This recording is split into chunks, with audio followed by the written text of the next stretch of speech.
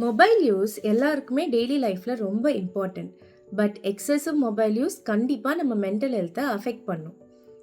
ரிசர்ச்சில் சொல்கிறது என்னன்னா, கண்டினியூஸாக நம்ம ஸ்க்ரோல் பண்ணிகிட்டே இருக்கும்போது நம்ம பிரெயினில் இருக்க டோபமைன் சிஸ்டம் ஓவர் ஸ்டிமுலேட் ஆகும்.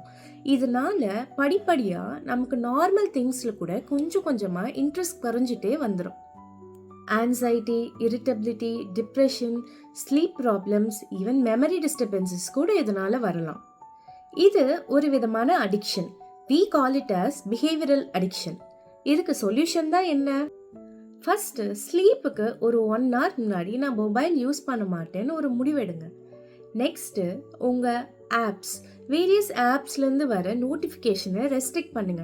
முடிஞ்சா மியூட் கூட பண்ணிடுங்க. ஃபோன் ஃப்ரீ டைமை ஃபிக்ஸ் பண்ணுங்க. சாப்பாடு time, bed time, even rest room time கூட. அந்த நேரத்துலயாச்சு உங்க பிரெயினுக்கு கொஞ்சமாச்சு ரெஸ்ட் விடுங்க.